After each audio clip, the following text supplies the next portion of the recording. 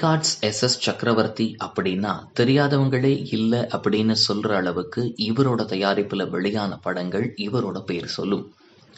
1990s எண்டில் 2000 ஆரம்பங்கள்ல பல திரைப்படங்களை இவர் தயாரிச்சிருக்காரு. அண்ட் ஏகேவோட நெருங்கிய நண்பரும் பிரபல தயாரிப்பாளருமான எஸ் சக்கரவர்த்தி அவர்கள் கடந்த 8 மாத காலமா கடுமையான புற்றுநோயால பாதிக்கப்பட்டு அண்ட் அதுக்காக சிகிச்சை எடுத்துட்டு வந்ததா சொல்லப்படுது. இன்னைக்கு அவர் காலமாகிவிட்டார்.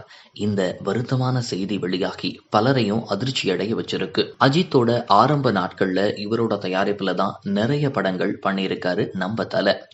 அண்ட் ஏகேவோட சேர்ந்து 9 படங்கள் வர ஒர்க் பண்ணியிருக்காரு எஸ் சக்கரவர்த்தி அவர்கள். ராசி, வாலி, முகவரி, citizen, red, villain, Anjaneya, G, வரலாறு அப்படின்னு படங்களை அடுக்கிக்கிட்டே போலாம்.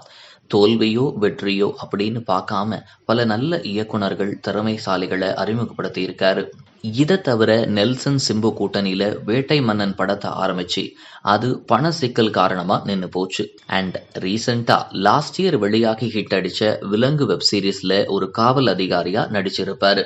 அஜித்தோட ஏற்பட்ட கருத்து வேறுபாடு காரணமா சில வருடங்களா படங்களை தயாரிக்காம இருந்தாரு. ஆனா சில வருடங்களுக்கு முன்னாடி அவரோட மகனை ஹீரோவா வச்சு எடுத்த படம் தான் ரேணிகுண்டா. குறைந்த பட்ஜெட்ல எடுக்கப்பட்டு இந்த படம் மிகப்பெரிய வெற்றியை அடைஞ்சது. ஆனா அதுக்கப்புறம் படங்கள் தயாரிக்காம விலகி இருந்தாரு. மீண்டும் படங்களை தயாரிக்கிறதா பிளான் இருக்கிறதா அண்மையில ஒரு நேர்காணலையும் சொல்லி இருப்பாரு.